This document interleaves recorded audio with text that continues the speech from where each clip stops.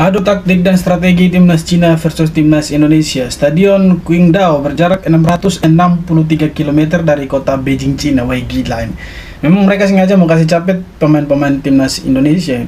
Stadion Lukas NMB berjarak 3.465 km dari kota Jakarta, Indonesia. Ini saling adu mekanik mereka. Mari kita baca komen dulu. Apa nih? Bandara terdekat dari Stadion Lukas NMB berapa kilometer? Wah, itu orang-orang yang dari tanah Papua sana bantu komentar dulu kalau ada yang nonton ini. Jadi pertanyaan, Stadion Lukas NMB sudah standar FIFA belum? Ya, kita buatlah jadi standar FIFA gitu supaya bisa kita balas dendam. Kalau seandainya Cina buat begitu sama kita, kalau misalkan mereka mau mempersulit kita, membuat kita capek, kita balas mereka nanti di sana gitu. Kita balas mereka di ketika mandi kandangnya kita gitu. Masa saya cakap Melayu dekat Jakarta, ni satu berapa Oh, cuma 50.000. Oh, 50.000, murahnya. Dari Malaysia je. Dari Malaysia, kenapa? Jadi Upin Ipin Upin Ipin terus. Memang yang terkenal dari Malaysia itu Upin Ipin, film kartunnya dia tuh kan, yang anak kecil itu kan, itu lebih disukai itu Upin Ipin. Jadi lebih dihafal mereka itu kan, berepisode tapi tidak tahu tumbuh rambut mereka.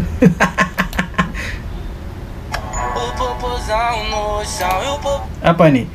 Titipan nomor 8. Ini kayaknya titipan ini pemainnya Thailand. Titipan ya. Tampak belakang, tampak depan. Anjir. Ya, bukan pemain titipan sih dia ini, mungkin ada sesuatu yang dilihat sama pelatih makanya dia direkrut sih. Kita harus berpikir positif lah gitu. Bukan karena bapaknya. Kabarnya kan bapaknya dengan coach Bima Sakti itu satu angkatan ya, satu letting mereka.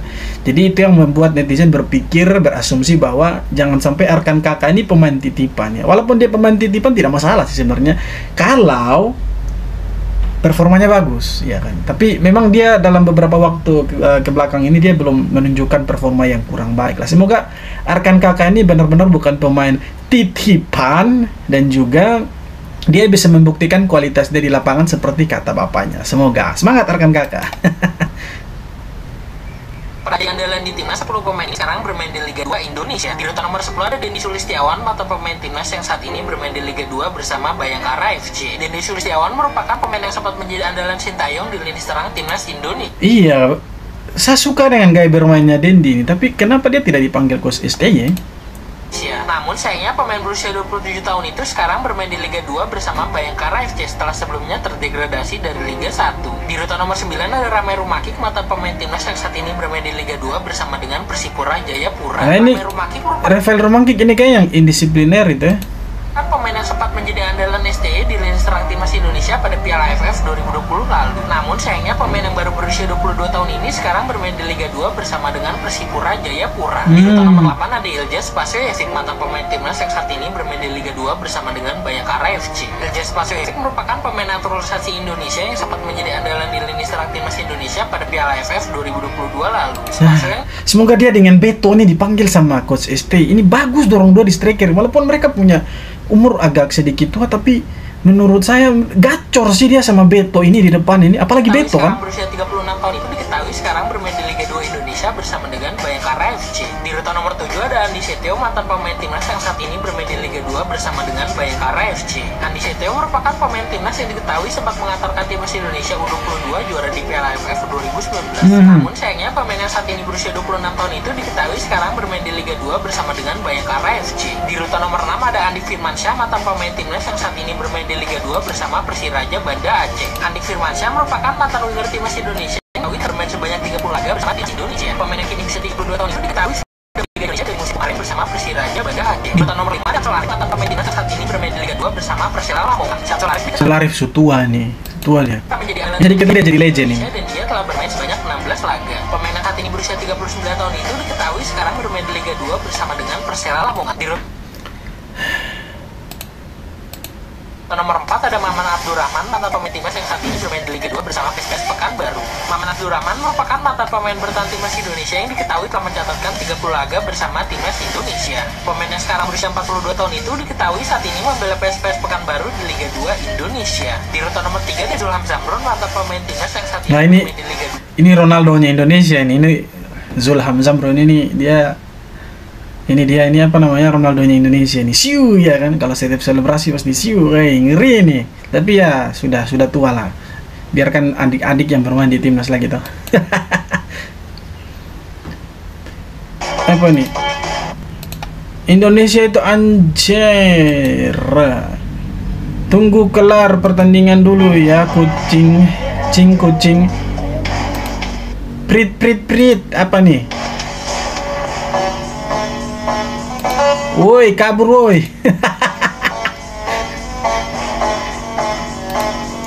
Mau kabur kemana lu woi? Woi, tunggu woi. Mampus lu. Malaysia salah lawan kita. Jiwa petarung mereka membara. Indo itu yang kita lawan, bukan Singapura. Makanya jangan coba-coba dengan supporter Indonesia. Tapi memang kalau supporter Indonesia dengan Malaysia ketemu itu ngeri, itu pasti akan ada ricu itu, seperti yang waktu tahun 2011 kalau tidak salah. Timnas Indonesia mustahil lolos Piala Dunia. Ini gambaran jelasnya. Salam Pancasila. Babak ketiga kualifikasi Piala Dunia zona Asia akan segera berlangsung. Kita semua deg-degan, semua bermimpi Timnas Indonesia lolos Piala Dunia. Tapi sulit. Sulitnya ya, di mana? Menurut saya sulit, cenderung mustahil. Ini tak kasih tahu gambarannya ya. Indonesia ada di grup C bersama Jepang, Arab Saudi, Australia, Bahrain, dan Cina. Di grup ini Indonesia paling rendah ranking FIFA-nya. Yang pertama. Ya, betul. Ya, jelaslah kita akan sulit bersaing melawan mereka karena mereka sudah pengalaman untuk event-event internasional besar seperti ini. Kita juga berpengalaman. Kita sudah bermain di Piala Asia. Itu bahkan lolos sampai 16 besar. Apakah itu kurang pengalaman? Ya, perolehan poin Indonesia seperti ini, tak jelaskan. Untuk lawan Jepang, baik kandang maupun tandang, kita Indonesia kalah. Lawan Arab Saudi apalagi, ya kandang dan tandang kita akan kalah. Lawan Australia sama, karena mereka pengalaman Piala Dunia ya, lolos Piala Dunia. Kita kandang dan tandang kalah. Jadi melawan 3 tim itu nilai kita 0. Masih beruntung kalau kita tidak menjadi lumbung gol. Ya, nah kita hanya bisa bersaing melawan 2 tim bawah, yaitu Bahrain dan Cina. Ya, kalaupun kita menang kandang dan tandang melawan Bahrain dan Cina, nilai kita cuma 3 kali 4. 12 poin. Lolos gak? Ya enggak. Kita masih bisa lolos ke ronde keempat itu. Masih bisa. Kita masih bisa lolos ke ronde keempat. Jadi kalau misalkan Indonesia bisa kasih kalah Bahrain dan Cina, Indonesia dapat 12 poin, itu masih bisa kalau tidak salah lolos ke ronde keempat itu. Ya, peringkat ketiga atau keempat aja enggak, karena nilainya 12. Tapi mengalahkan Bahrain dan Cina di kandangnya juga pekerjaan sulit. Ya, jadi kemungkinan besar kita di kandang dan tandang melawan Bahrain dan Cina kita kalah. Kita hanya menang di kandang melawan Bahrain dan Cina. Jadi nilai realistis Timnas Indonesia nanti 6. ya gak lolos gitu. Ya, walaupun saat ini Erick Thohir dan Sinteyong berjuang untuk bagaimana Indonesia bisa berprestasi di kualifikasi tersebut. Ya, ini aku bacakan susunan pemain yang disiapkan untuk menghadapi tim-tim kelas atas itu. Ya, tidak ada satupun pemain asli Indonesia, semua pemain asing. Ya, kebanyakan pemain Belanda. Maka kita tidak ada pemain asing. Kalau mereka sudah pakai Garuda di dada, tidak ada pemain asing. Semua itu pemain Indonesia. Hanya bedanya cuma satu. kayak Rizky Ridho, Hernando Ari, ya kan? Mereka itu lahirnya di Indonesia dan mereka bapak mama mereka itu memang orang-orang Indonesia asli. Tapi kalau macam kayak Jay Itzes, Tom Hey, kayak Ivar Jenner dan beberapa pemain-pemain diaspora lainnya itu, mereka itu bapak atau mamanya mereka itu orang luar atau orang Belanda. Nah, salah satu dari anggota keluarga mereka itu orang Indonesia. Makanya mereka disebut pemain diaspora. Sebelumnya itu mereka dari federasi lain, kemudian pindah federasi ke Indonesia. Sebelumnya mereka warga negara Belanda, pindah ke warga negaraan menjadi warga negara Indonesia. Artinya apa? Artinya mereka orang Indonesia, bukan lagi orang asing atau orang Belanda. Jangan sampai kita membeda-bedakan mereka. Toh mereka ketika bermain di lapangan juga kan pakai Garuda di dada, bukan pakai bendera Belanda, bukan pakai lambang sepak bola Belanda, tidak kan? Mereka itu pakai Garuda di dada. Jadi jangan sampai kita bilang Erick Thohir dan STY itu memakai pemain asing. Tidak, semua itu orang Indonesia. Jangan sampai dikotomi seperti ini menjadi panas di masyarakat, akhirnya nanti memecah belah publik sepak bola. Jangan sampai seperti itu. Disebut timnas cabang Belanda.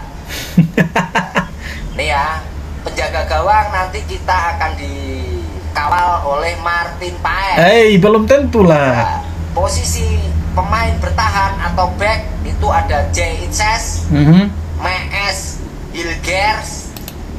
Ini data dari mana sih yang dipakai? Coba data dari mana? Dustin Hubner. Nah, itu dua oke lah. Ya. Posisi gelandang ya atau posisi tengah akan ada Kevin Dick. Itu belum resmi. Mereka belum resmi. Jangan pakai data seperti itu. Tom Haye, Jairo Ridlewand, dan Kelvin Verdong. Ya, untuk susunan penyerang juga akan diisi pemain asing, yaitu Ragnar, Ole Romani, dan Rafael Struijk.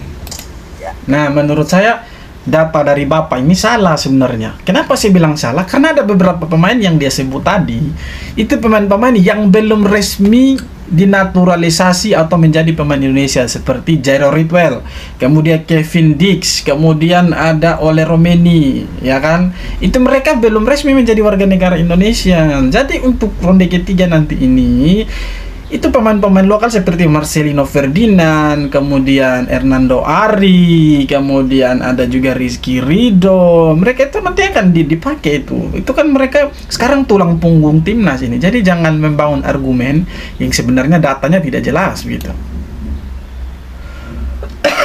Salam Pancasila. Babak ketiga kualifikasi Piala Dunia zona Asia akan segera berlangsung. Kita semua deg-degan, semua bermimpi timnas Indonesia lolos Piala Dunia. Tapi sulit, ya menurut saya sulit, cenderung mustahil. Ini tak kasih tahu gambarannya ya. Indonesia ada di grup C bersama Jepang, Arab Saudi, Australia, Bahrain, dan Cina. Di grup ini Indonesia paling rendah ranking FIFA-nya.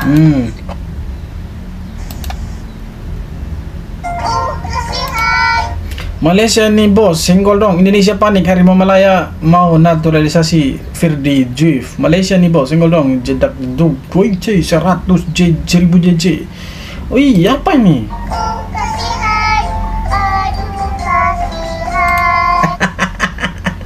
Overpro tidak, bukti yes. Seperti ini ada Jordi Amat, kemudian ada Sain Patinama, Rafael Struijk, Tom Haye, Justin Hubner, Ivar Jenner, kemudian ada Nathan Joan, Ragnar, Sandy Wolf, Jay Itzes, Kelvin Verdong, Nathan Paes. Ini dua nama ini kayaknya belum, ini seperti Jairo Ridwell ini masih dalam pantauan, ini belum masuk gitu.